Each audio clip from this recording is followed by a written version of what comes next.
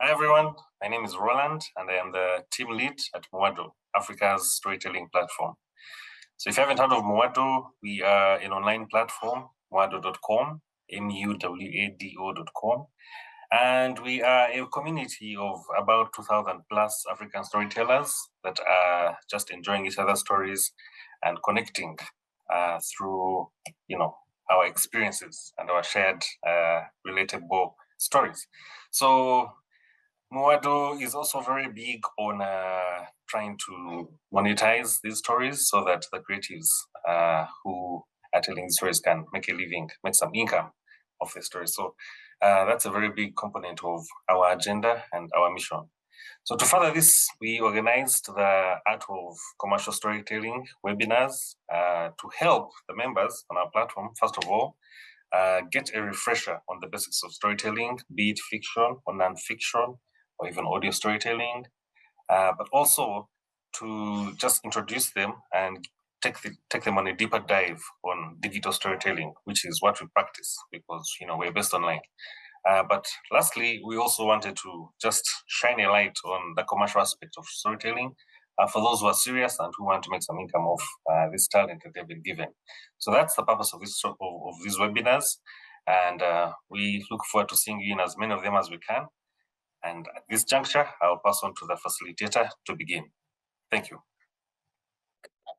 So we're going to talk a little bit about the fundamentals of story. There's lots of different fundamentals. There's lots of different perspectives. If you Google any one of these words, you can get even something like narrative voice and POV. Sometimes people combine those two. Sometimes they're given different definitions. So the caveat is these are all the definitions that I use, that I prefer, that I found the most useful for my work. And this kind of more simplified definitions. I love story structure. I love understanding how stories are put together. So if that's something of interest to you, I really recommend just spending some time researching each of these elements outside of this class. And today's class, we're going to really focus on character development, point of view or POV, narrative voice, and dialogue. Each of those sections, I'll share top line with a little bit of tips that hopefully will help you along. So we're going to start with character development. So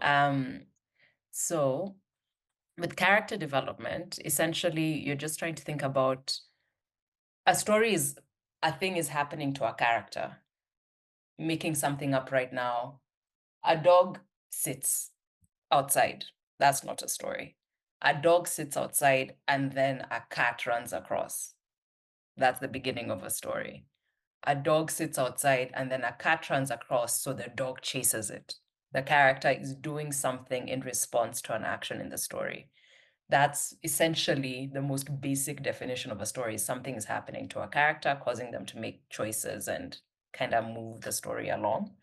So with character development, you're just wondering, how does your character change over the course of a story? Do they grow? Do they not?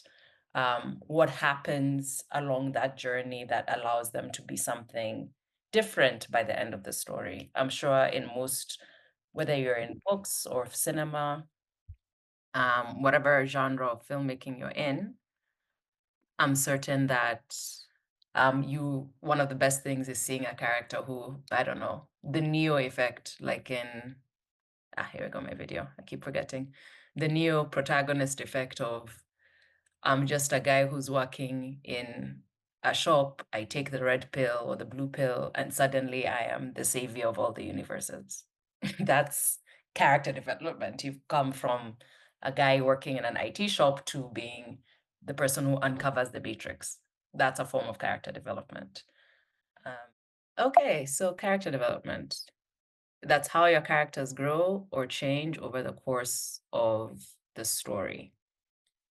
So like I said, a story is basically something happens to a character, X happens to Y, which causes Z, and then.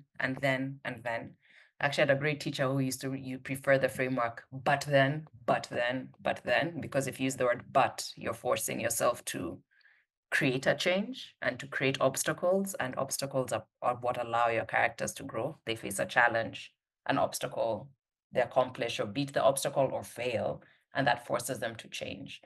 So that character development is how the character changes from over the course of the story. And we use the phrase character arc to trace how a character changes from the beginning of the story to the end of the story. A really simple example, a very common example is the hero versus the villain. The hero arc, very typical story arc in um, I think almost all cultures, where I think most literature, the Western kind of canon of it is the most familiar to a lot of people, but it applies across even folk tales and whatever. The hero arc is very simple. You have a character who's doing something, maybe chilling, maybe they're powerful, maybe they're not. And then they're faced with a problem or a challenge. And over the course of the story, they decide and they grow into something that helps other people. So often they start not being particularly helpful or lacking the skill or being unconfident. And then through the course of the story, they grow and grow and grow and they become what seems might seem sudden, but has happened over the course of the story. They become the hero, they become the person who saves everybody. And the villain arc, very commonly, is the person who doesn't really change. It's the person who says, I think everyone should, I don't know, I think everyone should be completely equal, which sounds like a fantastic idea. And then when they're faced with obstacles that say, actually, sometimes equality isn't the same thing as equity. It doesn't quite line up the same way. They say, no, but it must be equal. It must be. And they get stuck. So they don't change, they don't grow. And you'll see that a lot of villains in popular cultures fundamentally don't shift, they don't change, they don't grow, they just stay exactly the same. Think Thanos, for those of you who are Avengers fans. So it's this isn't doesn't mean that a hero can't be someone who changes. Like you can have heroes who a lot of typical action heroes are there, they arrive, they come, they solve the problem, they go. And they don't really change that much. Their characters don't develop that often. A lot of villains are very complicated and they've grown into becoming villains. So if you think of the TV show Breaking Bad, that was written as a normal guy who by the end becomes one of the worst villains on television, like a murderer and a drug dealer and all these really violent things. And so you see the character change into becoming a villain, which was the express intention of the creator. So these aren't fixed examples as much as they are common tropes that happen when it comes to character development. And the way to think about how you're going to develop your characters, there's a couple of tools that I love to use that I use to think through what's the point, how is this character going to work? Um, these three elements, every time we start a project and a story and we're building protagonists, whether it's with my company, the Lamb Sisterhood, or even for myself when I'm working on a text, these three, there's lots more, but these three are like really, really fundamental questions that I think as an author, you should ask yourself. So, one, when you're designing a character, what does that character want? Their desire. Their desire is what often drives the plot. For example, um, somebody can give me an example of something famous. I don't keep using my own examples. Is there any story that you are all familiar with, or that one of you really likes? Feel free to either put in the chat or um, just put on your mic and say. Ah, I see. I see. Okay. So I'll pull out two things from what you've just said. Thank you for bringing that as an example. So one is you brought out something that's important. There's multiple definitions of the word character. In this case, this character, which is like the qualities of a person. Are they decent? Are they kind? Are they loyal? Are they mean? Are they selfish? Are they greedy? Um, and that's one definition, and that's a very important definition. When you're designing a character for a story, you have to kind of figure out for yourself those elements. And then there's what I'm speaking on in this instance, which is the character in a story, the person or the thing that is happening in it. So I would lean in this moment towards fiction only because there isn't a story written yet. Yet, this is a very important story. Please write it. Please write it, Rosemary. Please write it, Rosemary. It's a very important story to be written. But the character in the story, like how a character, I want to focus for the sake of this class, because we're speaking on writing and giving tools on that, on the characters of the story. So let me pick up an example then. What's like a big movie? Uh, let me use an old movie, like a heist movie, like Ocean's 11. There we go. One of these movies where somebody's trying to steal something. In Ocean's 11, you have a main character who's a thief and they want to steal from, I think it's a Vegas casino. Their desire is to steal $1 million, making it up. They just want to steal $1 million. That drives the plot. What the main character or the character wants, not just the main character, every character should have a desire, but what does that character want?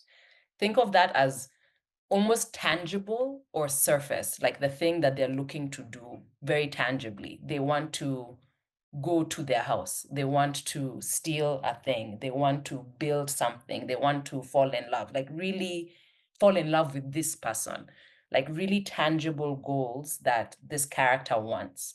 That's if you have a strong desire, that means you can throw obstacles at it. The Ocean's 11 crew really wanted that $1 million or however much it was. So suddenly, to make the story interesting, oh, it's behind a safe and there's 50 billion security guards and there's cameras everywhere and you have to get a whole team. Because they have a desire, you can create obstacles for that desire, which means you can tell a very interesting story. Now, the second element is what the character needs. This is what the character needs to grow. And this drives their intention and their heart. So, coming back to what you shared, Rosemary, what is actually their underneath need? Think almost like their psychology. Like, what do they actually need in their hearts? So, for example, using Ocean's 11 again, while the main character, I think his name is Danny Ocean, wanted to steal the $1 million.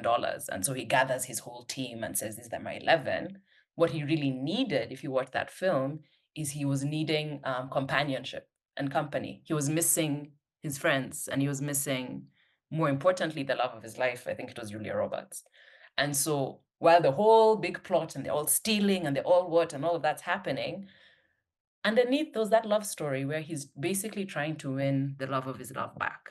Ultimately, if they won or lost, whether or not they got the $1 million, what he really needed was to feel that connection with the love of his life.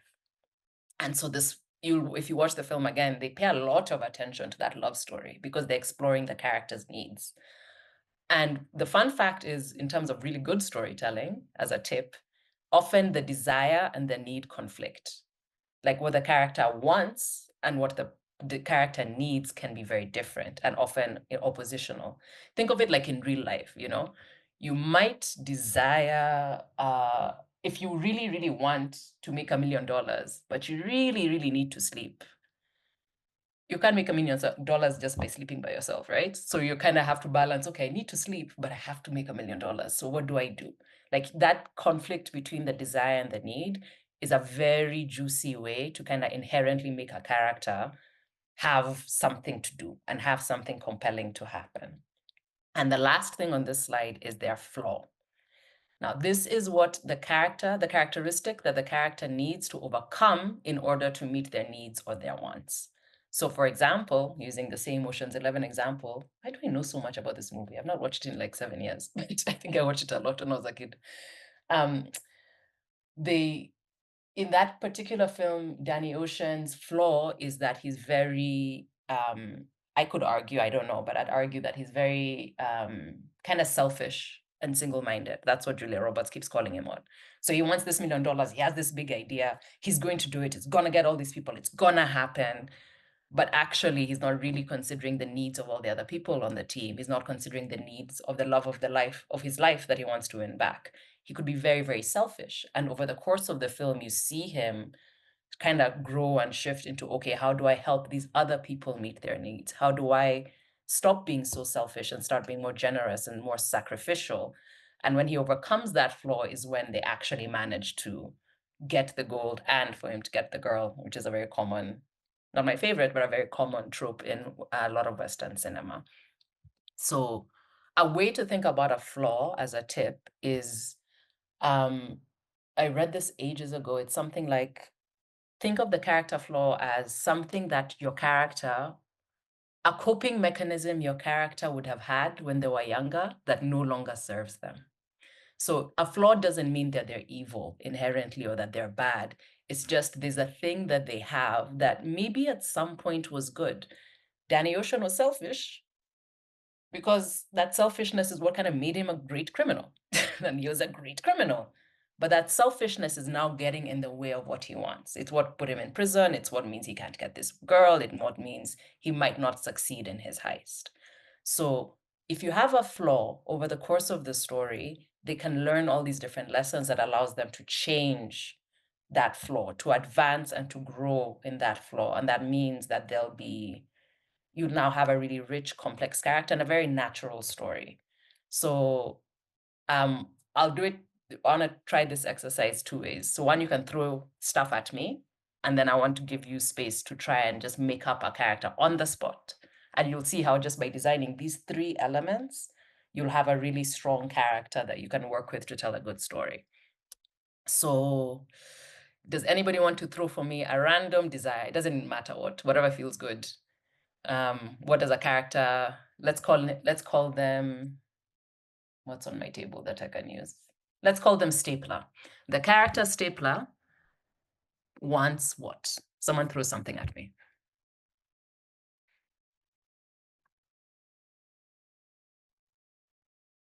He wants to unseat the president. Okay, the character Stapler wants to unseat the president. What do they really need underneath unseating the president?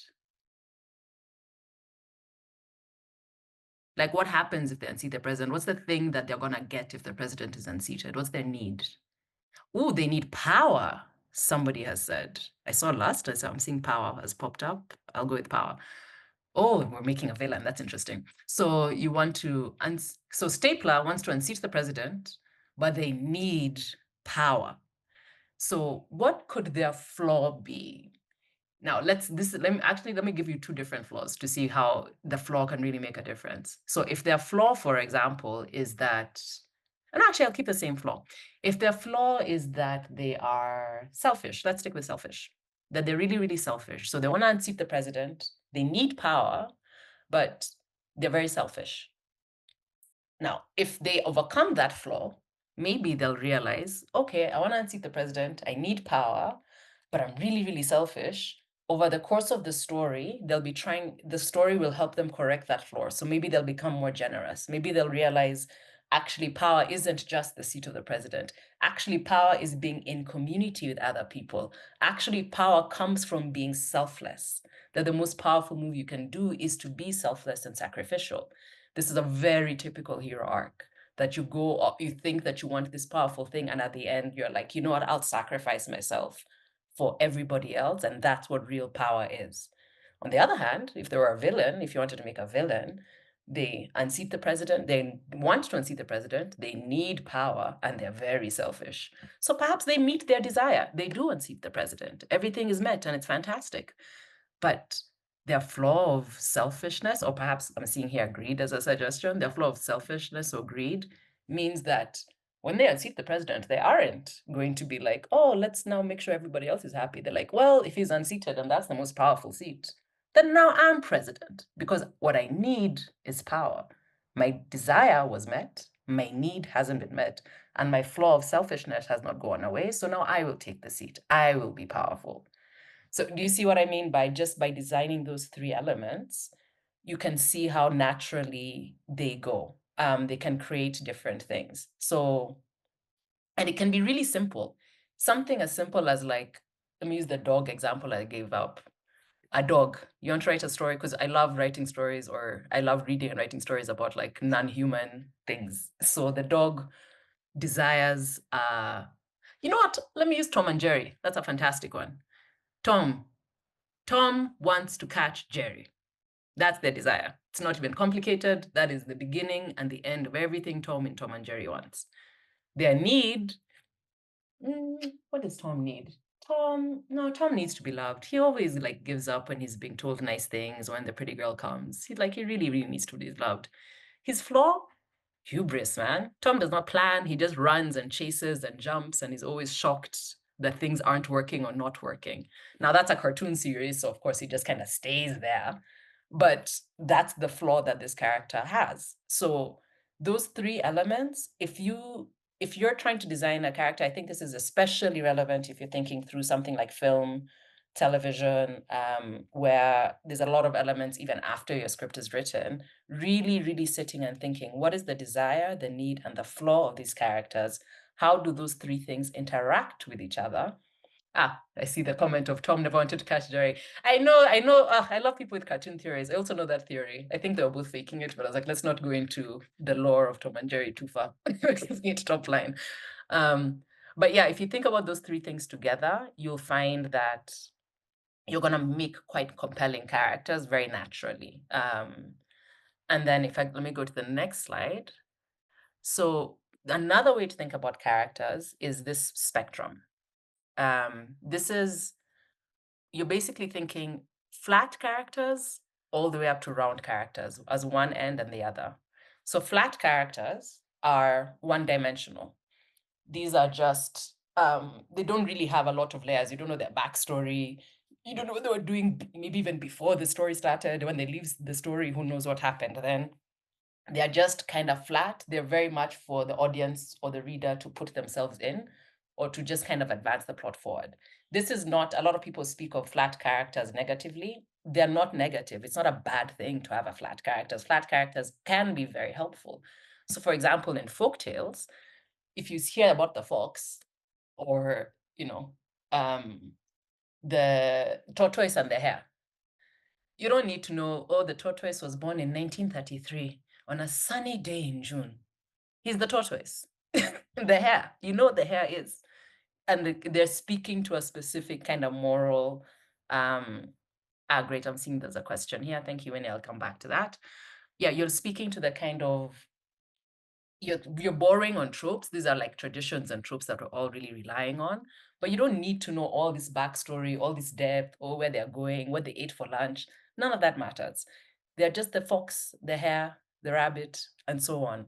Another set of flat characters that I personally love, because I love action movies. A lot of action heroes are extremely flat. They might give you a little bit of a backstory, which is why this is a spectrum. It's not like, flat or round. You can go from flat to round. But if you think of, again, Neo from the Matrix, like, what did he have really as a personality? Like, you knew he worked in an office. What else? There's not really anything. He's just a dude. And then he goes and he becomes fundamentally the Matrix's Jesus. So he's just a flat character who can become a hero. And a lot of action heroes are quite flat because they're designed for you to put yourself in their shoes. It's for you to be like, I could be that way. So they work really, really well in action settings, actually, with just a little bit of nuance thrown on, but very little. You don't need that much as long as they can kind of move the plot forward and they have a really strong desire, a really strong flaw, and a really strong need. The rest, you'll work it out, irrelevant. Now, on the other side of the spectrum, around characters, they're multidimensional, they're nuanced, they're complex, they're very rich.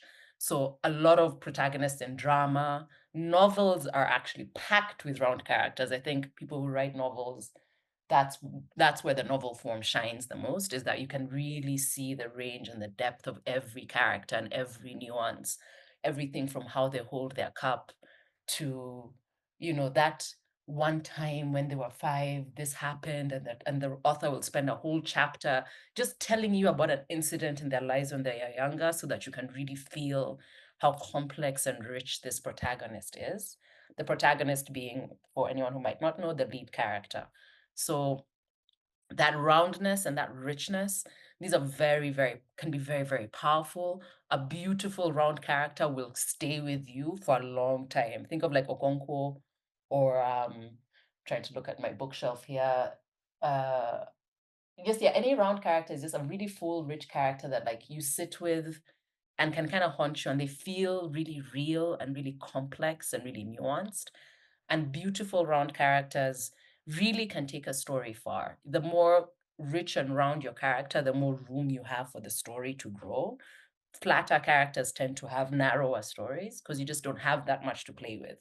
Round characters will have more richness and things to play with, but then you also have to think about how do you make sure that it's something that still pulls people in, still feels real, even if it's surreal.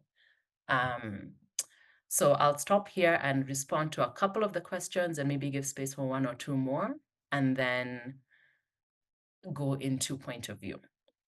So first question I'm seeing in the chat, quick one, how do you deal with the different archetypes using the 3 traits you just put up for Ocean's 11 with its diverse big characters present? P.S. Julia Roberts was George Clooney's sister as per Ocean's 13, if I remember correctly. Yeah, she wasn't. Ocean's 12 and 13 are chaos, but they're not related. It's weird. I really don't know why I know so much about these movies, but yeah, they were just chaotic. They just had the real Julia Roberts appear in 12, but the character she was playing was his lover. It was a mess. Now, in terms of how do you deal with the different archetypes, the simplest fact and most unfortunate fact is every single one of your characters, if you want rich characters, all of them have to have their own desires, needs, or flaws. So for example, I think all those characters, like if you remember in Oceans, I don't know if I'm so sorry for anyone who's not watched this film, but I'll try and describe it because it's very common tropes in any kind of heist movie or book.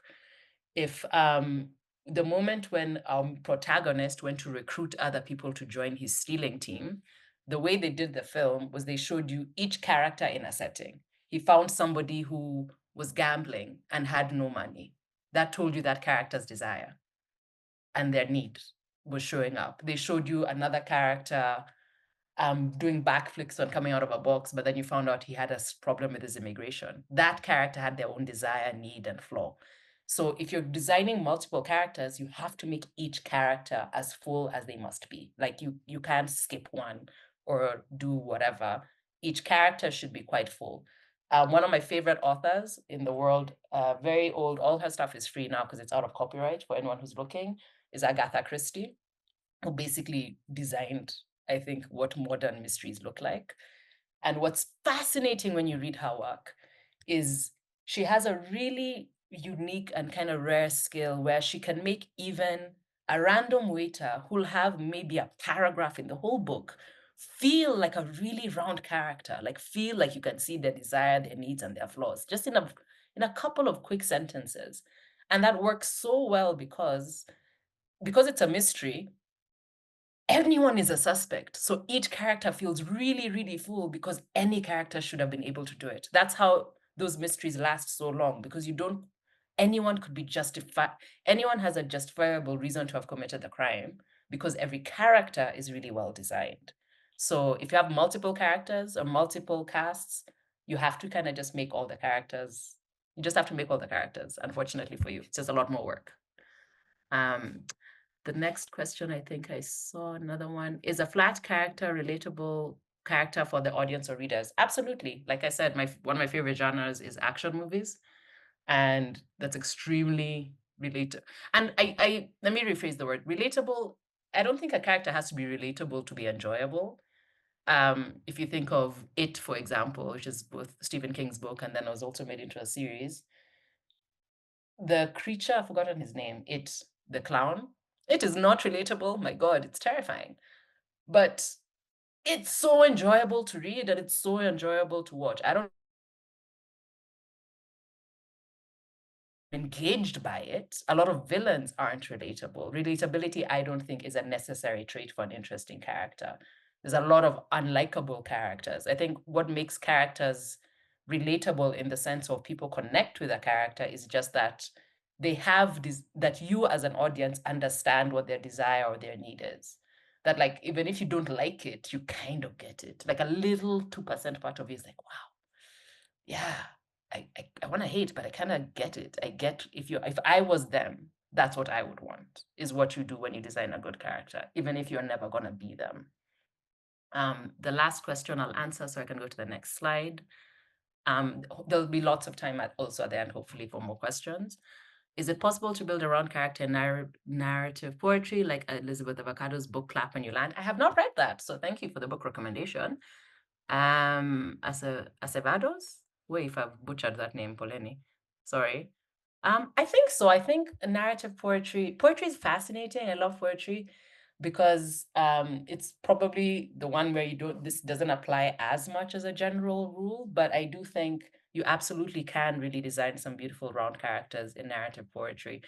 I think of somebody like Wasanchira's work, the way she writes about the people in her world in all of her texts. You read a sentence or two about like her father or her mom or like her aunties, and they're really, really round characters, even though she's not even writing a full narrative. Like there's a way she writes about them just in the poem where you get a sense that like almost like you know them and that you can see them. And that's her developing really, really round characters in the poetry, in as much as there's not that much plot because it doesn't really change. They don't arc over time. I will check out this book. I have not read it. But I would say, even without reading it, that the answer is yes. You can definitely create a round character in narrative poetry. Okay, so I'll go to the next chunk, just so that I have enough time for each one and then more time at the end. But feel free to keep putting questions as they come up on the chat. And every time I break between sections, I'll come back to the next set of questions. So point of view. These are the perspectives from which the perspective or perspectives from which you, the author, are telling the story. I use perspectives because particularly especially in novels, there's many, many books that switch different perspectives, timelines, even change the voice. So you can have multiple perspectives in one story, but it's just a case of which perspective are you telling the story from. So typical example that is easy, like very simple to remember. This, I think, leans a little bit heavier when it comes to the written text, but I do think it applies. I was trying to make this broad regardless of what medium you're telling your story in.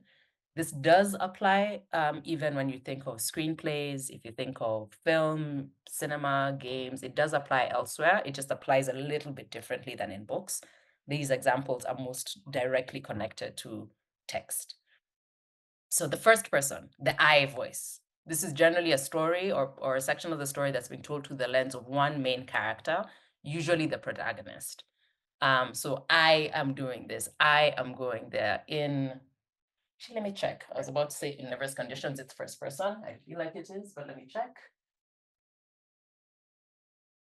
Yes, Nervous Conditions, which is one of my favorite books in the world, with my favorite opening sentence in a novel, is written in the first person. Now, what's powerful and incredible about first person is that you only know as much as the character knows, the person who's speaking knows. So you are fully with them. Whatever they know, they know. You are just in their head, in their heart, in their spirit. You can really sit with a character throughout, and you'll discover things along with them, and you get to know this person really, really intimately. So this fantastic first line would not have worked if it wouldn't have been as powerful in third person. I'll literally read it out. It's one of my favorite lines in history. I was not sorry when my brother died, nor am I apologizing for my callousness, as you may define it, my lack of feeling, for it is not that at all. That I remember the first time I read that, I was like, what are you talking about? Now, if the author had written, she was not sorry when her brother died, you're creating a little bit of distance. I makes the reader feel like it is them also, without it being too intimate. It doesn't feel like you're speaking to me or at me, but it feels like almost like it's you. It's very, very intimate.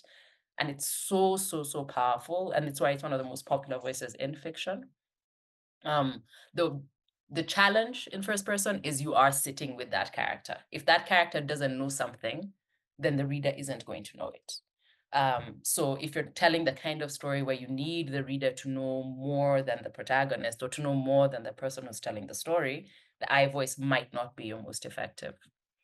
The second person, in the first person, I also give the example of a film like Memento. So Memento is, I think the protagonist has a memory loss disorder, and I think they can only remember a few minutes at a time, if I'm not wrong. And so the story is told kind of in and out of time, but you're just sitting with this character and living through the experience of how it feels for them to not have long-term memory. And they're trying to solve the mystery of their wife's death or murder, I believe. And through the course of the story, without giving you any spoilers, you start to realize that like their perspective was really, really flawed. And you over time, you start learning, you're like, oh my God, they didn't understand this and they didn't know this and they got this wrong. So the mystery is unraveling for you as an audience member in the same way that it's unraveling for the protagonist in the story. So that's a really strong, I don't know if Christopher Nolan would call it first person, but that's, I would say, a parallel to first person voice that's not in books. Now, second person is the you voice. You're placing the reader as the protagonist. You are doing something. You are walking outside. You are having dinner. You talk to this person. You are doing X. It's very, very intimate.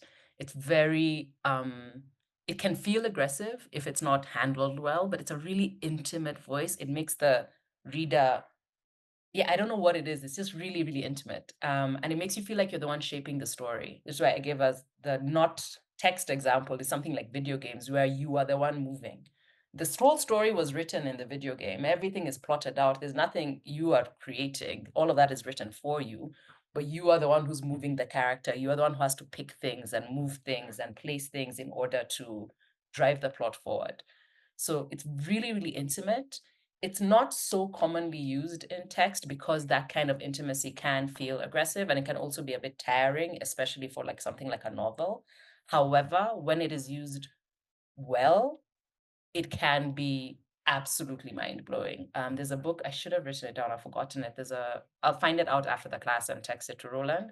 There's a great book that was written purely in second person that really like nailed it. And it's very hard for that to be handled really, really well.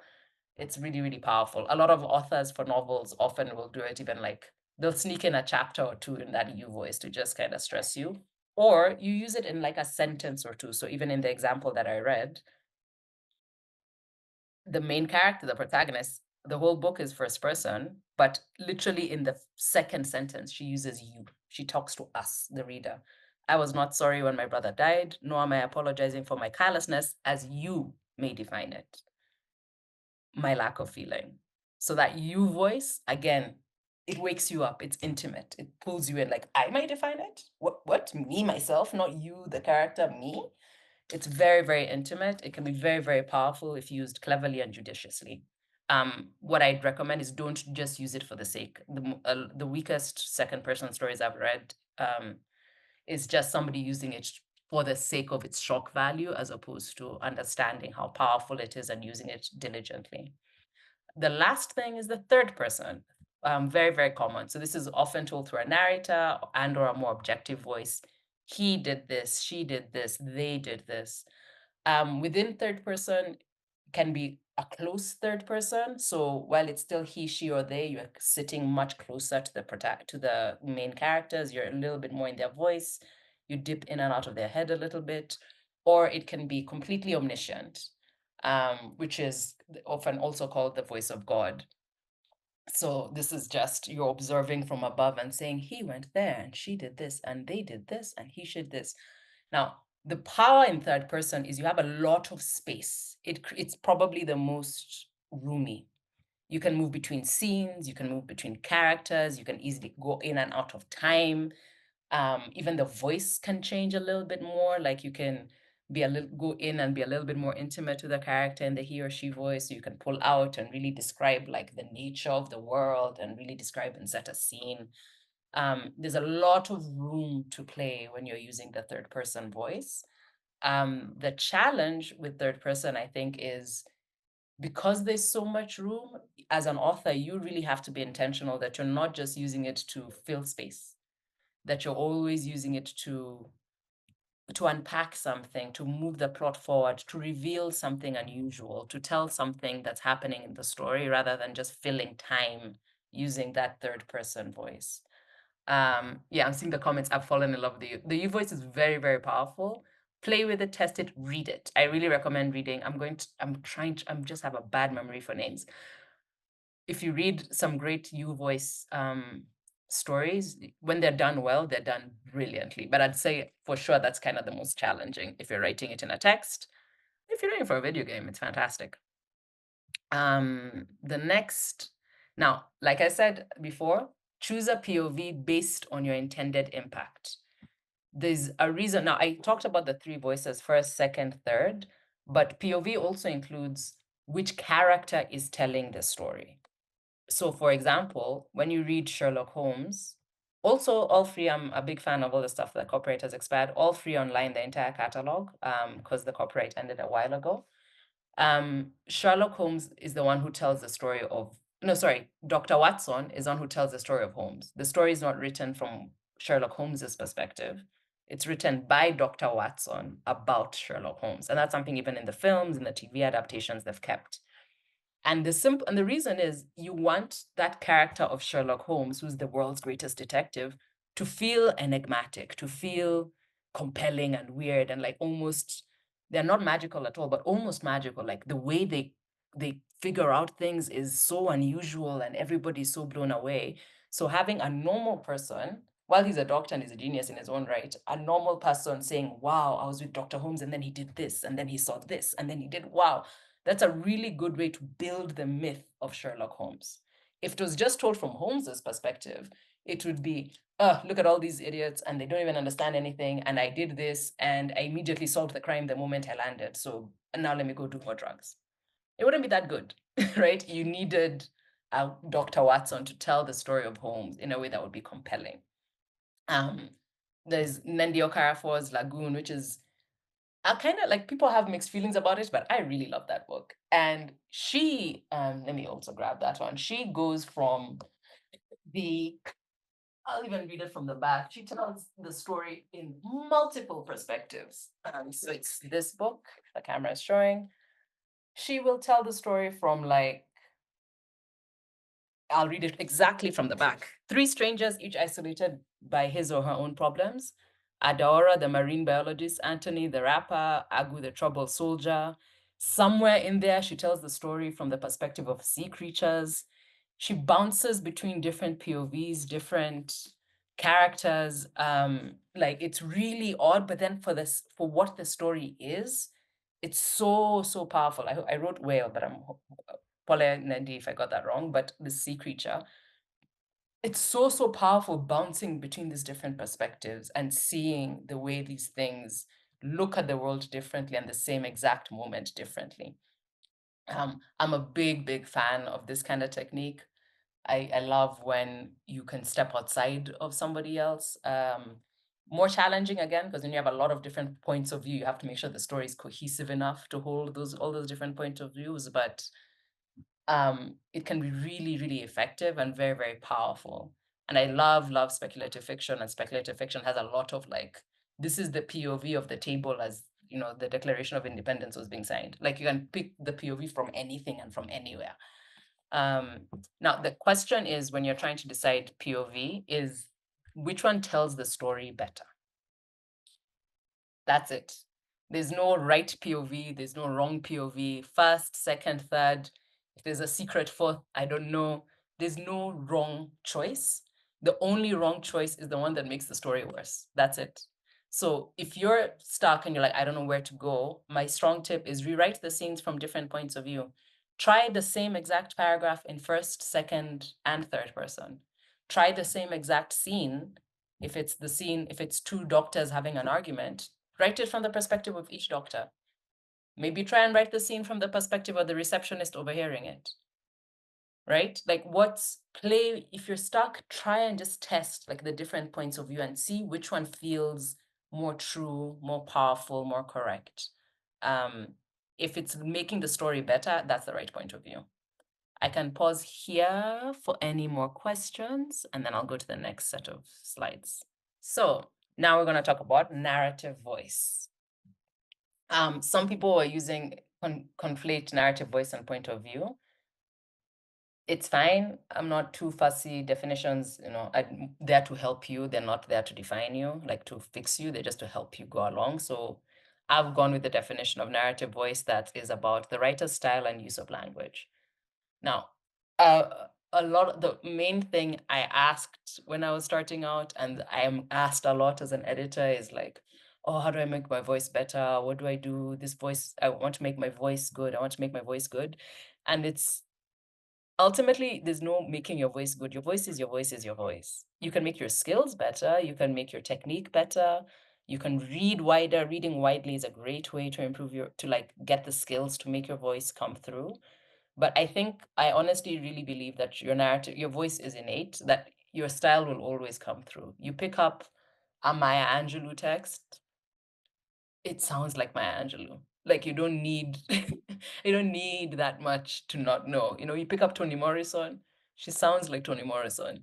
Octavia Butler, who's one of my favorites, a chapter in, you know this is Octavia Butler. And it doesn't matter what ways or stories it's rewritten as, it sounds like them. If you even go to something like TV, for example, the creator Aaron Sorkin, who wrote The White House, what is it? The West Wing, sorry, and a couple of other TV shows. He writes everything is like very fast dialogue, and everyone talks really quickly, and everyone's always walking with papers in their hands. People have tried to imitate that style. No one has ever landed it as well as he has. That's just how he likes to write. Like that's how his writing comes through. So your style is just your own innate voice that is combined, that comes through. Your voice is innate to you. It's your style, it's your use of language that only really improves you never improve the voice, I think. I think what you improve is your techniques, so that your techniques improve such that your voice comes through more clearly and more powerfully. So ultimately, it's unfortunate to say, but everything is malleable. You pick and choose what works best, what works based on what works for the story. If we're given the exact same plot, and we've done this exercise before, and maybe we could do this at the end of this, if you get the exact same character with the exact same plot, like the exact same plot points, A happens, then B happens, then C happens, and you give it to 5 different writers, you will get 5 different stories. The plot will be the same, the character will be the same, but how that person tells that story will change each thing completely. One example that I love to use is The Office, which is a sitcom. I think it's often hard to find, because novels are always and stories, it's one author who's writing, so you'd want to compare all their different writings in order to kind of figure out their voice. But if you look at remakes, right, that's a really good way to understand, I think, a good way to see the difference, what voice does. If you look at The Office, which is a very famous sitcom, they had a UK version, which was the original. They have a very famous US version, which I think is the most successful. And now they have versions like in Australia, Sydney, Netherlands, there's like 10, 20 other versions of The Office. But if you compare the British version and the American version, they feel, especially from the second season of the American version, they feel completely different. The characters are exactly the same. You have your main office manager, who's a middle manager, who's quite incompetent and loves to joke, but his jokes are very outdated and kind of sexist and kind of racist. But a little part of him is lovable, but he's cringe. You have a lovable oaf character who's, you know, is kind of sarcastic and doesn't really want to be there. And he's in love with a receptionist character who's very sweet and very quiet and doesn't really talk much except to joke with him, except that she's engaged to a warehouse worker, somebody who's working outside of the office section, like somebody who works with their hands more. It's the exact same plot. Those 4 characters, and then there's even the 5th main character is the kind of office heel, the joke, I think it's called Dwight in the American version, the kind of mean, kind of awkward weirdo, like the weird guy in the office character. He's just a weirdo in the office that no one really gets, but he's there. Exact same. They didn't change those 5 characters when they changed from the British version to the US version. But the voice of the creators is really different. The British version, exactly, Mind Your Language is a great example, Unity. In the British version of The Office, it's rooted in the kind of cringe humor movement that happened in the UK at the time of like wanting awkward, tense, like that was really funny. And so it's very, very awkward. It's very tense. It's very all about like someone saying something really terrible. And then there's that moment and they let you sit in the awkwardness for really long and they let it linger. And that's part of what makes it very funny. And then the US version is much more in line with the kind of American comedic tradition, which is very like kind of a little bit more optimistic, a little bit more about like they're funny, but they're lovable. Lovability is really important in American sitcoms and American television, arguably until more recently. And so the characters are a bit more lovable. And I watched some. I love, please, recommendation, top tip, watch, if you like a story, whether it's film, television, book, read or watch their interviews about how they made it, why they made it, their choices. You learn a lot about how to tell stories just by watching other creators that you love say how they made the thing. It's really, really revealing. So with the US office, they specifically said, I was watching an interview, I think with Greg Daniels, and they said, one of the creators of the American one, after the first season, they went back to the writer's room and they said, we want to keep everything, but everyone is going to be 20% nicer to Michael, aka the main character who's the boss, the kind of weirdo boss. Like everybody's going to just be nicer to him. And then he has to be competent. While he can be terrible at a lot of things and is a messy boss and whatever, he actually has to be good at his job, because their audience would forgive everything but incompetence. Like, why is he still the boss if he's not actually good at his job? How does he get away being so terrible in all these other ways if he's not good at his job? So they made him good at his job, and they made sure everybody was a little bit nicer to him. And you can see from the second season, there's even a particular episode that I can't remember the name, a particular episode where it completely changes. And that's when they made that decision. And then now that American season of The Office lasted 8, maybe 9 seasons, and like lasted much, much longer than the British season. But that choice was the creator of the American version saying, this voice isn't working. This British voice isn't working for the story we are trying to tell. So I'm going to change this element. I'm going to change how the characters interact with the main boss character. I'm going to change how he's sitting in the office. He has to be more competent than he was originally written. So they changed the characters and the character interaction. And those 2 little changes made a completely different show. Once you watch the second one, it feels like a completely different show. Meanwhile, the 5 main characters are the same. The plot stayed the same. None of that changed. And so all of that is to say, it's you to decide if it's working. Greg Daniels in the Office US decided this isn't working, so what do we do instead?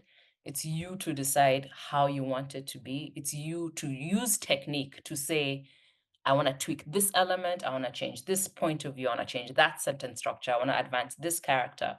But all those choices are yours based on the kind of story that you want to tell. I'll pause there. Oops, I've lost the slides. Any questions at this point? Or thoughts or comments?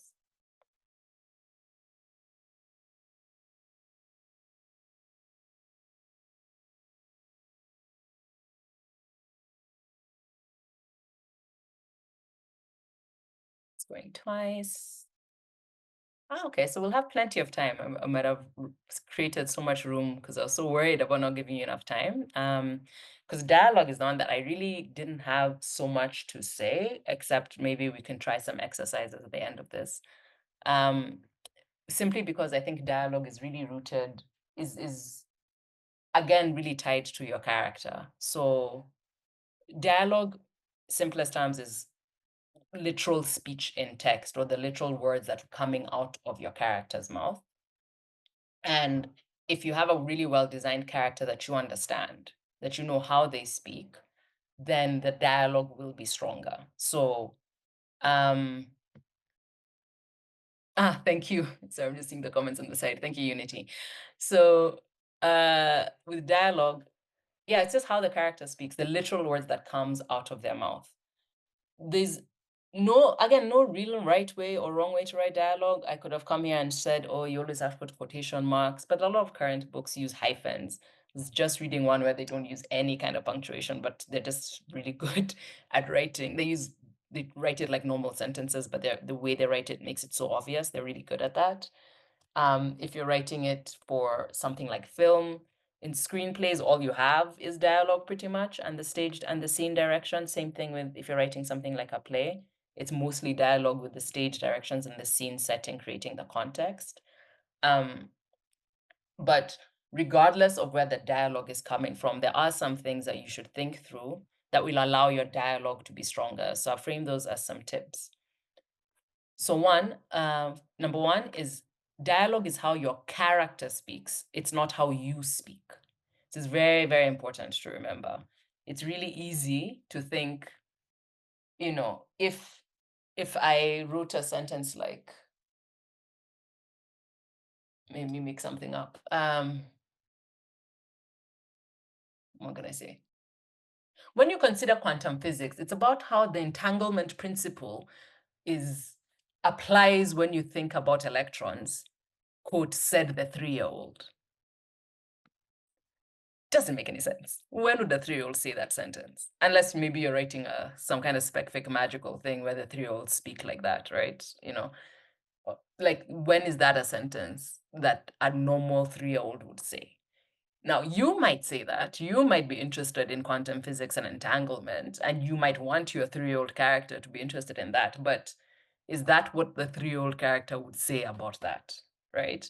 You have to remember that it's about how your character speaks, not how you speak. If you can listen, a good activity is just kind of listen to people. If somebody says an interesting line, I'm a fan of like writing some of those down. Just be attentive, listen and observe people and see how they speak.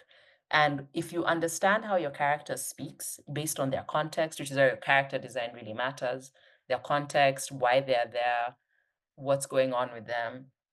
Or at the very least, let's say you're writing a folktale where almost all the characters are flat, then I see you, Badidi, I'll respond to that soon. If your characters are really flat, then how that world speaks and sounds really matters. But how your character speaks really, really, really matters. Not you, not the author. It's really, really important. Number two, just as everyone has their own unique voice, so should your characters. If you have a scientist, I don't know why science is in my head. If you have a scientist and a layperson in conversation, the scientist who's studied physics all his life shouldn't be like, but I don't understand 1+1, unless that's part of like the deeper question you're asking yourself. Whereas like the layperson, and you've written this layperson who's not even finished their primary school education and hasn't read and hasn't been exposed and hasn't had any information about quantum physics, arrives to the conversation like, hi, my name is this. I've never been to school, but I know everything about quantum physics that I just kind of made up in my head. You have to kind of see, is this true? Is this something that this character would say specifically? Not just, is this what a character would say? Would this character say this sentence? Your parents don't sound like each other. They might sound similar, but your mom and your dad might not sound the same. Your aunts and your uncles don't sound the same. And in fact, if you want to go even deeper, how you sound next to other characters changes. The way you speak to your parents or your teachers is different from the way you speak to your friends, which is different from how you speak to your lover, which is different from how you speak to a child. Your character's voice is their unique voice, and it's allowed to shift based on who they're speaking to if it makes sense. This is all about dialogue, is where you can really kind of create really rich realism, because even in the most fantastical world, you want the dialogue to feel like it's something that character would actually say. 3, dialogue is part of your story. The question is each line doing the work? Now, it's very easy if you're a good dialogue writer to end up doing speeches, right? You've written the most gorgeous, delicious, I don't know, life is but a dream speech and it's like, oh, it's the most beautiful sentence. If at the end of the day, when you're finished writing the work, you review the text and you're like, while this whole beautiful giant paragraph is beautiful, it's not advancing the plot in any way. It's not helping move the story forward. It's not really revealing anything unique about the character. Maybe they've done 7 speeches already. We know they love to speech. Like, there's nothing. Oh, the screen has gone off. I'll stop and reshare just in case.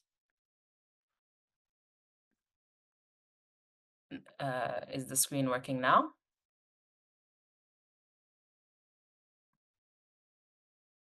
Okay, great.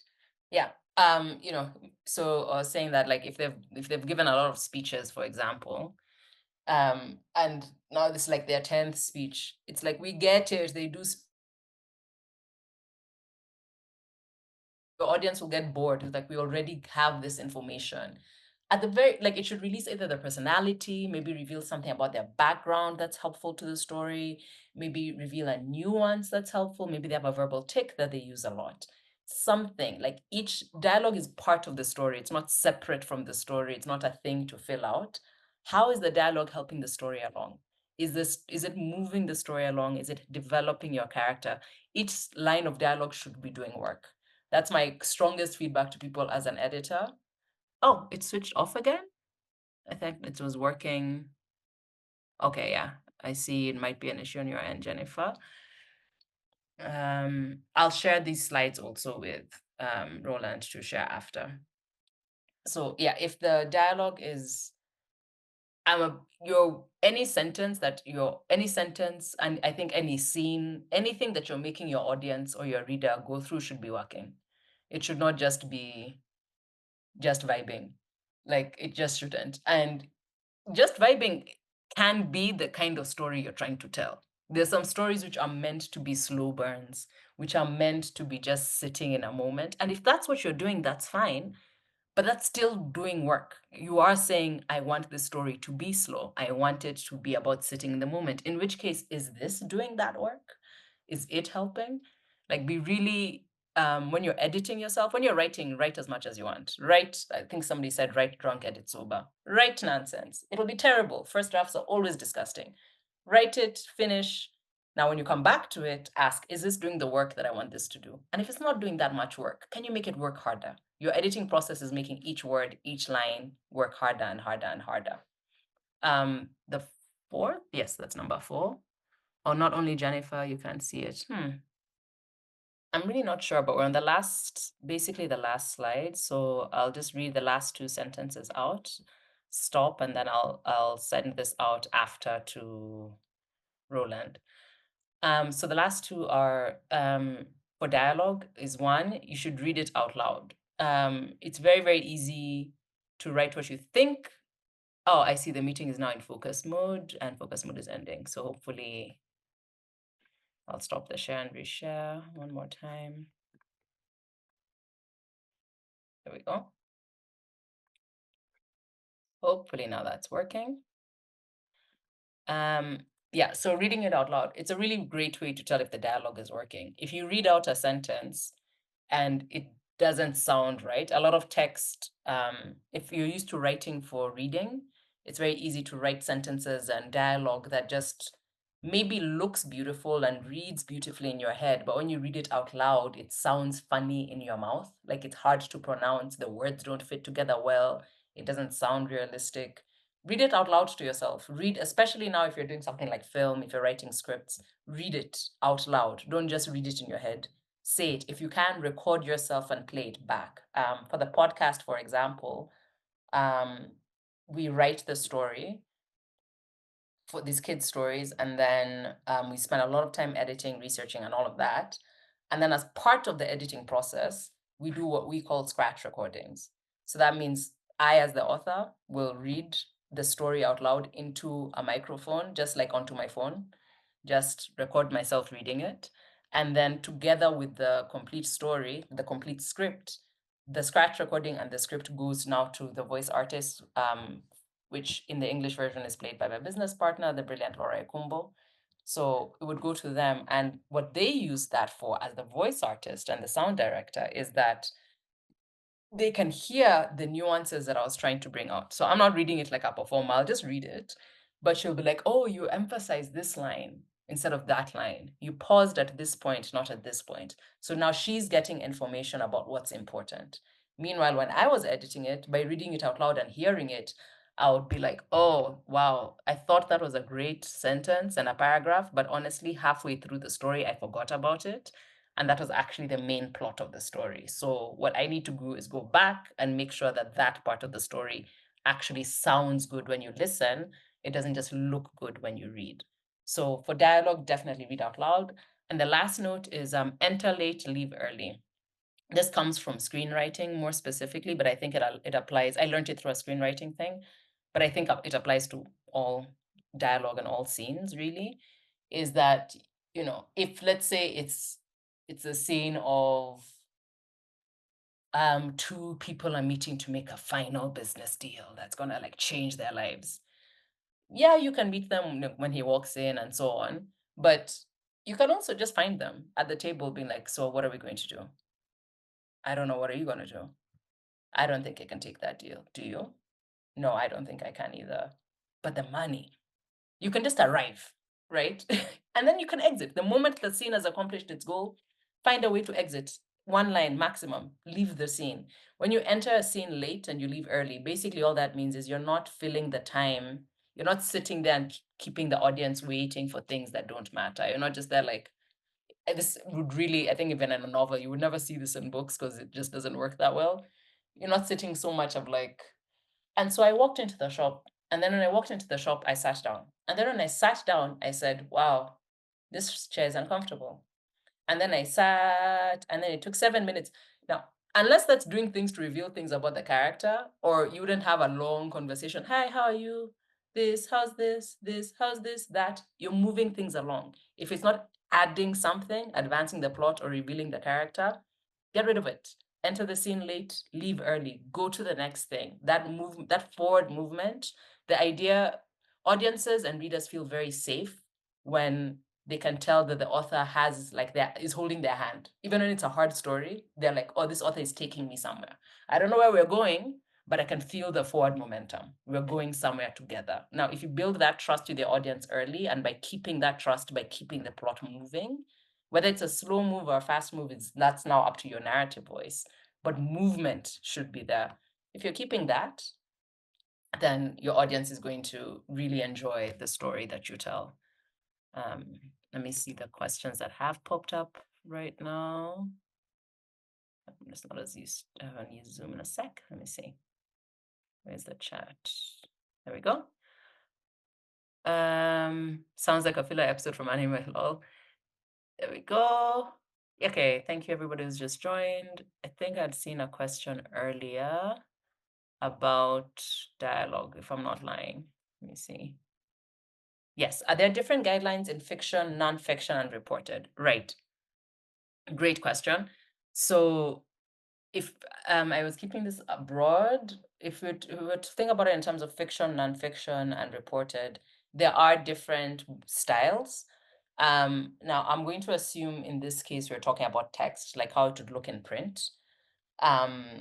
So if you're talking fiction, there's lots of different ways. The typical system is like the one we learned in school was this, I'm just typing it. They said, that's typically how you'd put in dialogue, but I have seen dialogue written with hyphens. I've seen with the single quotes, like there's I've literally, this book I'm reading now, I think it's called The Bee Sting. They don't actually use any punctuation markers like that. They just write sentences, which I was like kind of blown away by, but they're really good at writing it that way. I didn't miss it. So fiction, I would say whatever convention you do choose, I lean traditional. I think it's just the simplest. Most people are familiar. But if you choose a convention, establish it early and stick to it. Don't switch all the time. Like the consistency is what will teach the reader how to read it. For nonfiction, similar, again, there's different conventions. But what's important with nonfiction, there's even nonfiction has a spectrum, because there's that kind of creative nonfiction where you are kind of being a bit more imaginative, and you might even be you might be kind of creating some of the stuff just because there's gaps in the history that can't be remade. I think a lot of biographies, for example, unless you have an audio recording, when they say so and so said this and they put it in quotes, you can't be 100% certain unless it was pre-recorded, but they are basically showing what essentially was said in a way that feels true. So if you are putting quotes in nonfiction, broad rule, general rule is make sure that is something the person said, and make sure that it is clear that if that is something somebody said, that it is attributed to them and not to somebody else. So whatever convention you choose, make sure that it is accurate. Accuracy is the thing that's most important for nonfiction. And reported, I guess reported goes into the same kind of nonfiction style, but I think with reported specifically, now here's where I'm not a journalist. I've not really done reportage and reported, so I will allow for the rest of the course, hopefully there's some reporters who can come and speak to that specifically. I think reported, the bigger rule is not just a sense of accuracy and attribution, but like you have to be like it has to be accurate. You can't misquote somebody. It's they said this, here's the proof. I have my sources, I have my recording, I have the video.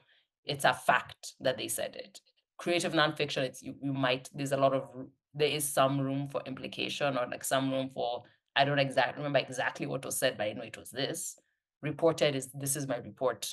It's factual. So that's with a big asterisk because I'm not as versed in reported fiction because I like fiction and reported stories because I like fiction and I like making things up. And I found reporting too hard because you couldn't lie.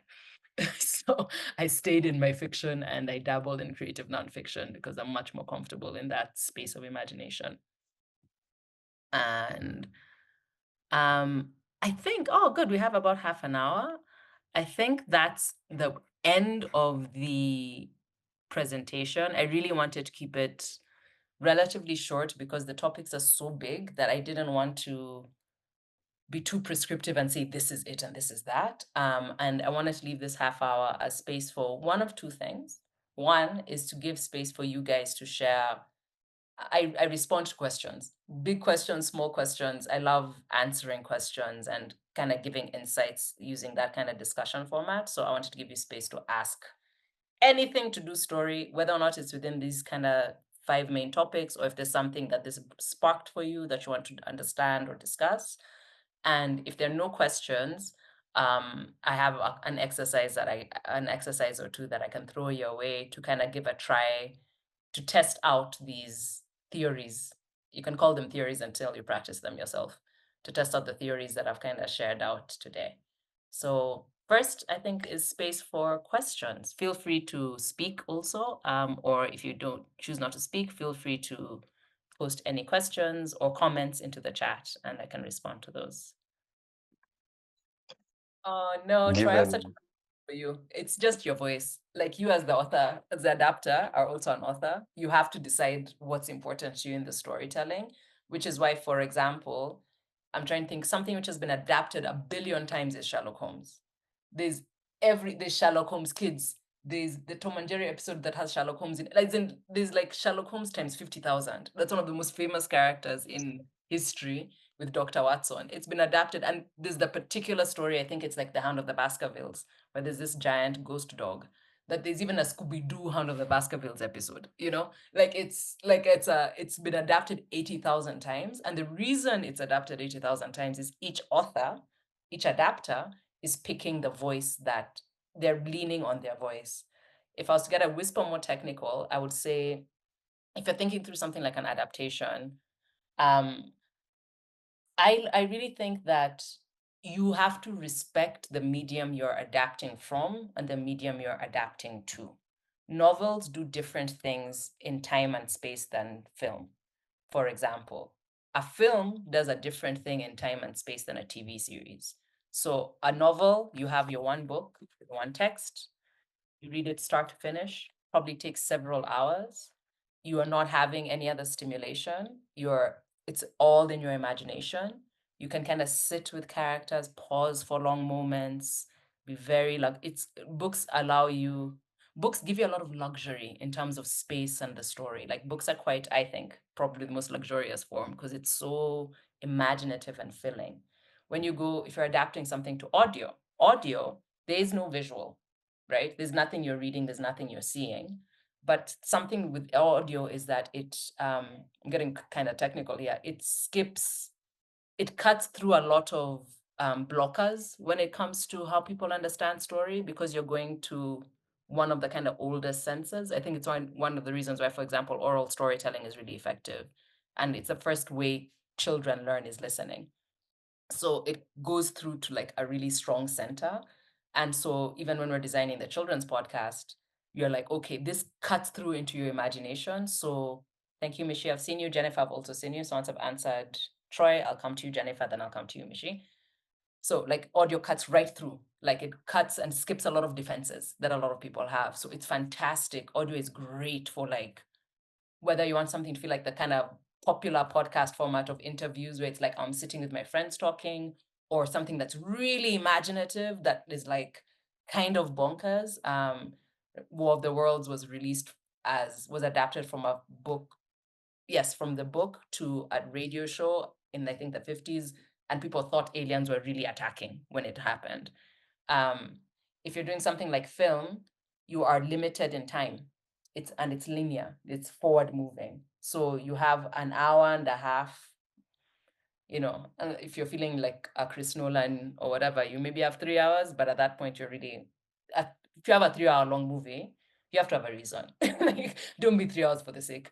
You have to be very exceptional. And because it's sitting in time moving forward, you can there's not as much space to luxuriate, but you also have a lot of tools. You have the visuals, you have the colors, you have the mood, you have your actors. There's a lot of things that maybe in the text you sat and you wrote 10 pages on, but a really strong actor can give you that all of that expression with a look. That in Lord of the Rings, for example, described the trees. He loves describing nature. He's described it. But Peter Jackson just showed you the tree. So now you've cut a huge chunk of the text. So just knowing what the medium does. One of my favorite movie adaptations that I think is so much better than the book by like a hot distance is American Psycho. The film is fantastic, very violent, R18. You read the book, I was like, this film writer made the book 10 times better. Like that was one of the strongest film adaptations I've ever seen. She saw something in the book, and well, I found the book a little bit kind of prosaic. The misogyny kind of got to me. I didn't get it. I was trying to get it. I know a lot of people loved it. I didn't see anything in it. Then you watch the film and you're like, now I understand what the book author was trying to do. It's so much stronger. Stephen King has talked about an adaptation of one of his books, The Mist, where they are in a mall and these monsters are attacking and they're stuck in this shop and then they try and escape. And the film adaptation changed the ending of his book from, I won't give the spoiler, the film and the book have different endings, and he's on record saying what they did in the film was stronger than what he wrote, and he wish he had the bravery to do what they did in the film. So you can actually even change the plot and still hit the brief and make the adaptation really strong. Ultimately, you are going to lose sections because you just don't have that luxury of time. A TV series, just by definition, you have many, many more hours. You will end up, you can, if it's, if you have a lot of episodes, have more time even than the book sometimes. So you might have more to fill. You might have more things to put in. You might have to make some characters stronger or richer or more fuller in order to carry on for 12 hours in one season. If it's multiple seasons, that's like hundreds of hours of television. You might have to make the characters richer, fuller. You might have to make the world bigger, more complicated to fill out that time. Again, not a bad thing. It's just different. So that's the kind of slightly more technical. If I was to think about it that way, I could even get into games. They all just do different things. I would say, to summarize that, respect the medium that you're adapting to. If you know understand what a book can do that a film can't, understand what a film can do that a book can't, and lean into that medium. Don't try and make it be like the book. Don't try and make the book like the film. Look at the film and be like, what can this do that the book couldn't quite? What can the book do that this can't quite, and go for it. There's very few, I don't think there's any book adaptation and film adaptation. There's very few where people are like, yeah, both are equally as good. There's very, very few. The first one, and then the second one, you laugh at me. The first one, italicizing African words. Now, yeah, I'm not particularly a fan. I do think it is a little bit of a colonial construct. I do think there is a little bit of like, when do they get to say a word is another word? Safari was italicized and suddenly it wasn't. That said, again, I am just a fan of authorial voice. Like, what are you trying to do in your text? So I generally don't italicize the words, but I might, sometimes it's helpful. I have authors who I adore who do italicize and it works. I think it depends on who you're trying to speak to and why, like the audience. I don't think it's inherently wrong. all right. I think it's really about your choice. What I do think is wrong is saying the rule that you should italicize it is, oh, sorry, is, I should not swear. This is being recorded. The rule that you must italicize it, nah, see must. Do what you need to do. I don't think it's necessary. I find that I'd rather italicize other things often. I'd rather use italics in a different way. I can't even give a real example, just it's a nice tool. I'd rather use it for something else. But I really think it's up to you. Now, English teacher or teacher of English. When I say I'm an editor, I want to be so clear. I'm a fantastic, fantastic structural editor. I am great at shaping stories. I am great at helping you make your sentences feel and sound good. What I am not is a copy editor or proofreader. I honestly have no idea. That's the stuff that I would be Googling or asking my proofreader friends. I have no clue. And I personally have like a healthy disrespect of the English language. I'm like, do make it have Englishes. Do the thing that you need the sentence to do. I'm never going to be too fussy about it. I think it is important to learn some of these rules when you're beginning. It's important to know the rules that you're trying to break. But me myself personally, as I would say as a Kenyan, I don't care. And I would write down, I don't care if I was writing an English, if I was writing a sentence from a Kenyan protagonist voice. It's just about what feels true. I will say, ask copy editors, proofreaders, these tools like Grammarly, which is free. You can pay for the pro version, but the free version is very helpful. That can also point out to you the rules, and up to you, depending on how much of a stickler you are. Again, no wrong or right answer. I'm just a fan of, is the thing, are you communicating? Is it communicating the thing that you want to communicate? And if you're writing something longer, is whatever choices you made, are they consistent so that you're not surprising your reader? Or changing your reader, confusing your reader, let me say. Surprising your reader is great. You don't want to confuse your reader by mixing things up. But yeah, Paula, I couldn't help with the other one. I honestly, really and truly, Sidri, I really don't know. I'd have to look it up myself. And then the next question, Michi, Pole, whatever pronunciation I've done, I apologize. Do you know of any authors whose voice you've seen evolve or become more refined? Oh, that's a great question. I'd like to see how exactly technical skills elevated their unique style. That's a fantastic question. Who can I point to? There's some, but there's like no one who I can think that I'm like, that I would know the exact example to give you.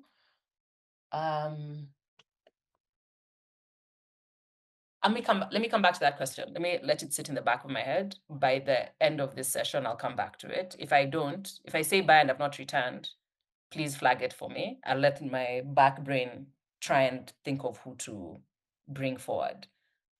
That's a really good question. Oh, wait, I do have an example. So I don't have an example exactly like your answer about an author whose voice you've seen evolve or become more refined. I'm trying, like the people, I think the challenge with our industry is the people who you get to see have already done a lot of the work to refine, if that makes sense. Like the refining happened in the background. But one of my favorite authors, Octavia Butler, you can find online her early drafts of, I think it's of the Parable of the Sower, available online free, not the book, but these sections where you can see like photos of her original edits for her own text. So you can see like a page and she's like canceled and she's like, this needs to be more violent. And she's highlighted it in many, many colors and whatever. And what's great about those particular shots is that you can really see an author who had a vision in mind. They wanted to write a book that was really, all of her books, truly one of my favorite authors. They're all so hard and so dark, but she writes them so lovingly that you feel safe reading them. And she revolutionized science fiction. She changed it completely. She's incredible. You can see her look at a thing and be like, this isn't dark enough. I want it to go darker. I want it to do this. She was looking at her own text and using her skill to say, I've not hit my own brief. My voice isn't coming through. The story I'm trying to tell isn't working. And so she's editing herself. And you can see, I think, 2-3 versions of, like you can see at one edit, the second edit, the third. You can see how much work she used technically. When you read the sentence, you're like, oh, that's a beautiful sentence. It took her like 10 technical rounds of editing herself, and that's excluding whatever edits her editors gave her in order to get that perfect sentence that you're now reading. So that's what I would recommend if you want to check out how to evolve your technical skill, like how an author used technical skill to elevate their unique style. I'll still simmer about somebody who I think grew in their craft as a writer. I'll keep thinking about that, but Octavia Butler, if you search Octavia Butler photos of, I'll search it and I'll link it here at some point. But if you search her, she should be great. But Didi, is there an African voice? Lo. This is why I'm a creative writer, not a literary student. Okay, I don't know, man. I don't know. There must be, isn't there? Is there an American voice? Probably. I don't know. This is where I really struggle. I'm such a technical, like writer technical, and then I'm like, I don't know what it means. People tell me what my books mean. Probably, I guess there must be. We're all Africans and we all kind of have a voice. So I will say yes, but I think anything that's true. I'm not a big fan of too hard a limit. I am an African author. I'm a Kenyan author. I love writing as a Kenyan and I stand in that. I have no interest in saying I'm a global citizen. I am, but like, no, me, I'm writing as a Kenyan. So like I think to answer that more honestly, I always think of Jennifer Makumbi, who's another one of my favorite authors, truly a top 100 in world history author. Like the things she does in books, I don't understand. I don't understand how she does it. She has explicitly said, Hash, me, I write for Ugandans. She has said that in interviews. She's written it on record. And when you read those books, I think I always feel jealous of Ugandans reading Makumbi because I'm like, man, you guys must be having so much more fun than me. And I'm having a great time. But I can tell she's not that interested in me as a Kenyan. She's writing for Ugandans. And she's very clear that that's who it's for. And so in terms of an African voice, of course, that's an African voice because she's an African and she's writing for Ugandans who are African. But she's very specific about who she cares about. And I think even if you say, I want to write for Africa, that's also fine. There's nothing wrong with that. It's just, I think the African voice is made up of many, many African voices, and each author has their own voice that has their own personal brief that matters to them.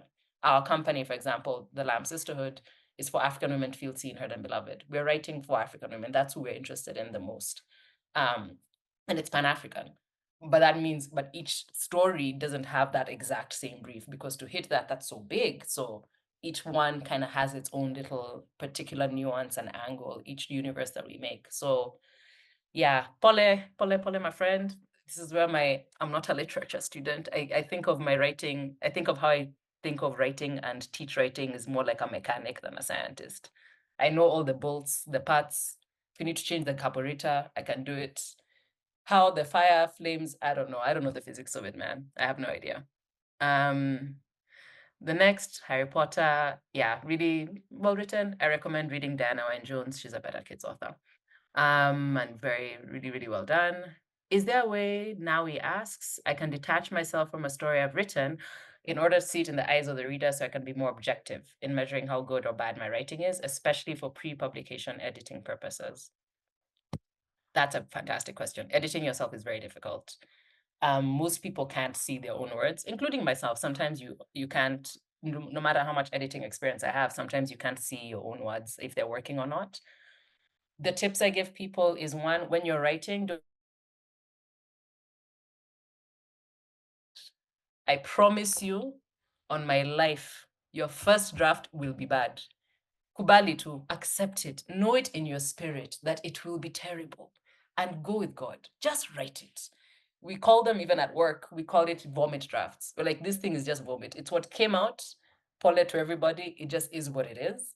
But if you release yourself from the pressure of editing while you're writing, you're going to create some really beautiful things. You're going to either discover the story, or you're going to find something nuanced in the character, or you're going to go places that you'd never have gone before if you're holding yourself back. Now, when you're coming back to it to edit, step one, take a break. Don't edit at 10 minutes after you finish writing, let me go back and edit. You're not going to see anything. Take some time, whether it's an hour, whether it's a day. If you have time, even a couple of days. If it's a big project, you might even want to take like a month, take some time, go touch some grass, walk, live life a little bit, then come back to the writing. When you've let it go from your short-term memory and you're coming back to it fresh, it's going to be a bit easier to see. Number 3, reading out loud is great. If you read it out loud, often you'll find what's not working just because it won't work in your mouth. As you're reading it, you'll be like, this section is hard, it's feeling weird. Or wait, I'm reading this sentence and I forgot why this sentence has come. And if you're finding yourself forgetting why this sentence is there, maybe you need to go back and like edit the story so that by the time that sentence comes, it lands, you know? So reading it out loud really, really helps. If you're doing finer line editing and you're trying to make each sentence beautiful, like this much closer towards the end of the editing process, I like reading each sentence almost like backwards. So from the last sentence first. That way you're not reading for story, you're reading for, is each sentence beautiful? Is each sentence really nice? And then you go back and read it from the top. What else? For editing, and I recommend everybody, if you can, find a community of what are called good readers. So good readers are people whose opinion you trust and whose work you feel is safe with them. Like you feel like your work is safe in their hands. So your good readers, like in my case, are some of my colleagues. These are people who I'm like, I know if I give you this, you will give me an honest and kind. I'm not good at, I'm not those people who respond to bad feedback. Me, I don't mind criticism. I don't mind negative feedback, but I don't like oh, you're so terrible. That doesn't help me. I just get sad. So I need readers who can respond to me with like kind of positivity or with encouragement or with technique or with something that is a little bit more positive. So having you find what your good readers are. Just a few people, it doesn't have to be many, 1, 2, 3, who you really, really can trust to give you honest feedback on your texts, on your writing, good and bad, tell you what's working and what's not, and whose opinion and taste you trust. So not just somebody who can read you and give you information, but who you trust their opinion and their feedback, that when they tell you this information, it does mean something to you. So having good readers that you trust can really, really help you when you're feeling stuck, especially for pre-publication editing. So if you are submitting, for example, to publishers or agents or something like that, having a second eye can be really, really helpful. But yeah, just taking the break will give you the space to edit better. And then separate chat. How do you get through so many books? You edit and you write and you enjoy reading. What makes it easier to do? How do you get through so many books? I don't know. I've been doing this job for now like 10 years. I kind of lost my love of reading. I'm getting it back again. I was doing so much reading for work. I kind of stopped reading for fun. So I'm starting to enjoy reading again. Weirdly, what makes it easier for me to do now is that I'm trying to find not work related ways to play with story. Like I'm playing like games, like I'm playing Dungeons and Dragons. It's very silly, but it's like a collaborative story game. And I'm like, oh, this is so fun. We're just making stories as a group. That's really fun for me. So I think finding ways to have fun, I would say, just as long whatever makes it fun for you, just do that. Honestly, there's nothing really else. And try and keep it fun for yourself, especially if you're doing it for a job. That feeling of when I didn't like it was terrible. I hated it. So it's nice to be back to loving it again. I see James L. Jones. What has your journey been like commercializing your storytelling? It's been a journey. It's been a journey. So it's been long. I started as as many writers in Kenya. I began with law and failed miserably. I hated it. And then shifted into writing and editing, and worked for a nonprofit for a while. And I grew from kind of being a consulting writer to editing their magazine, being the managing editor of a magazine there. And then I went into, that was about 5 years of work. And then I went into freelance for a bit. And then I started this company with my partners, Laura and Alea, to tell stories for African women to feel seen, heard, and beloved. And for that, everyone's journey is really different. For us, we found telling our original stories has actually been the single most effective thing to do. It's hard to get the resources. It's been challenging, but if you do have the resource to just tell stories in your voice, I think people hunger. If you need to tell it, somebody probably needs to read it or somebody probably needs to hear it. So if you can invest in just telling the stories that you want to tell, and I invest, I don't just mean money, I mean time, research, learning. If you can invest in that, I do think it actually helps you in your commercialization.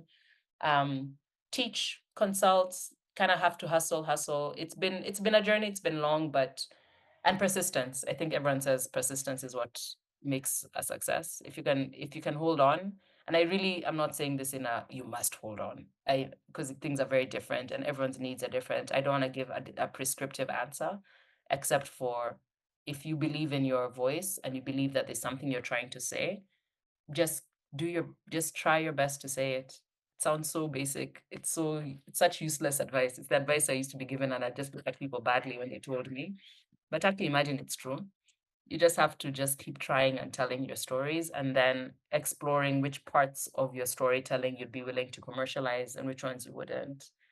So for example, for some of our original content, as much as it's fantastic, I'm not willing to just like put it out there for the sake. I want to put it out right.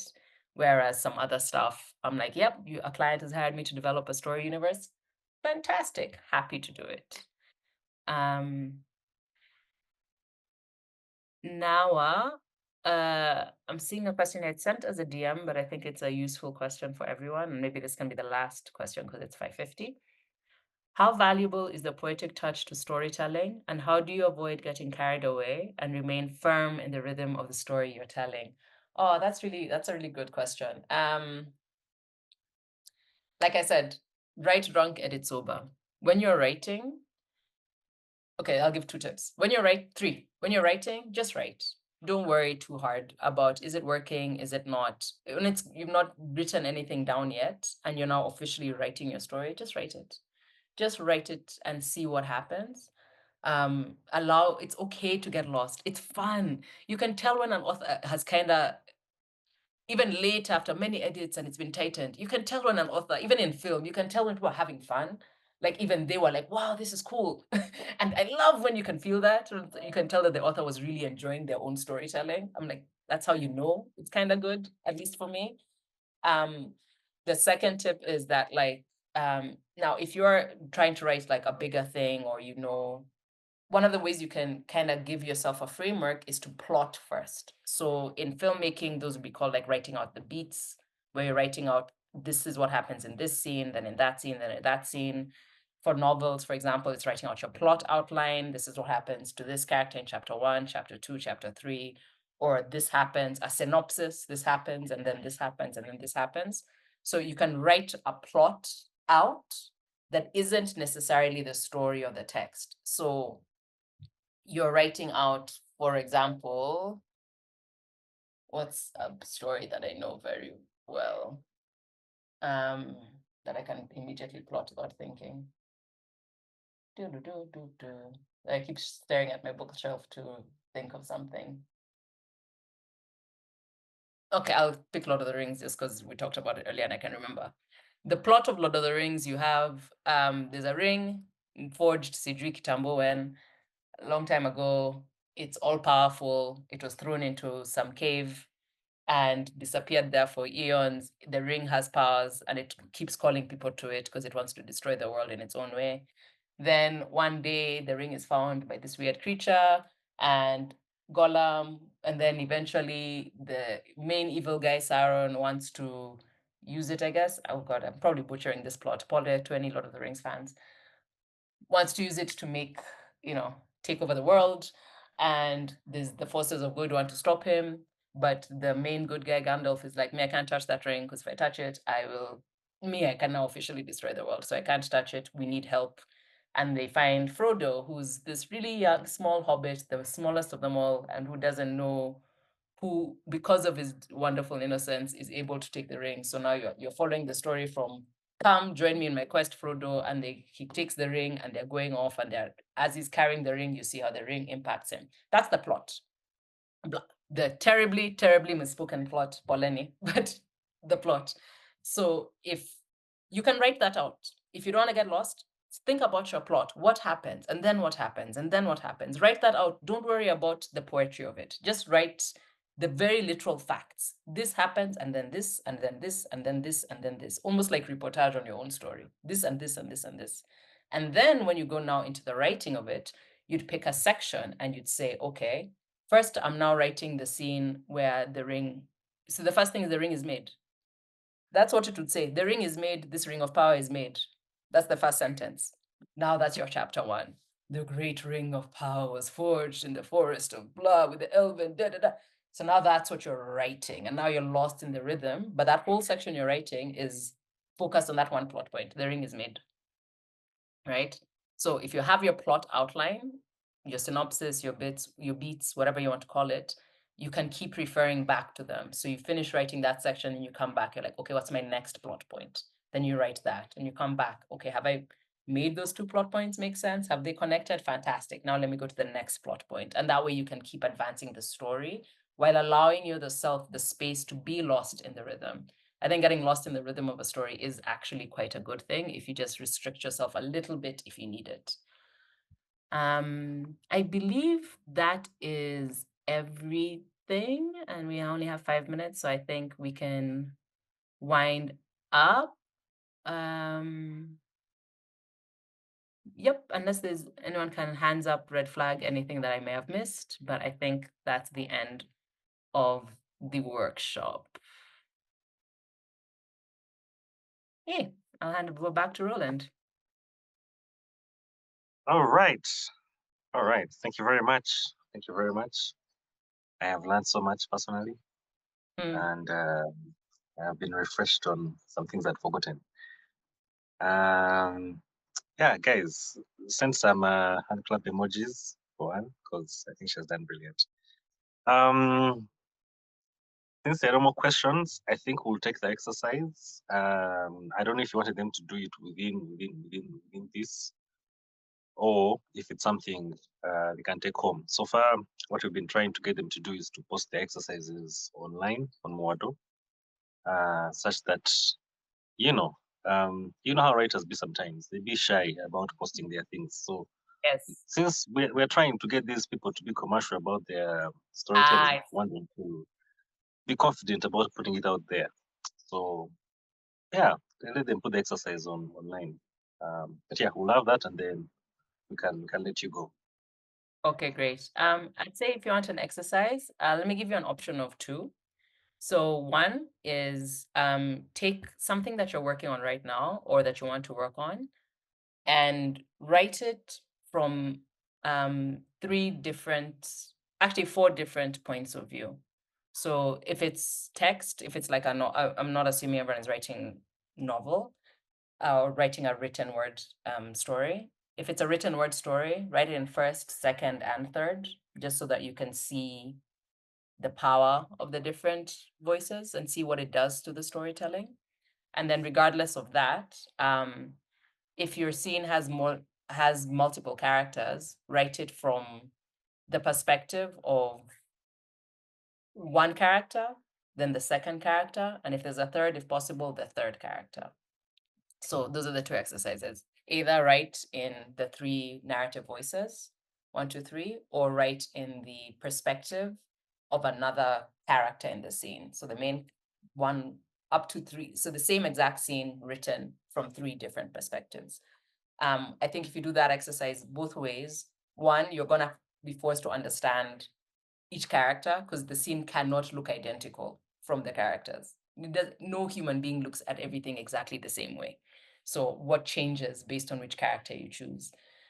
It'll help you understand your voice choice, what voice matters, like which voice is more effective and why. And I think it'll also help you understand your own taste, which is part of what helps you build your voice as an author, what you like, what you are into. Yeah, that'll be your homework for the day.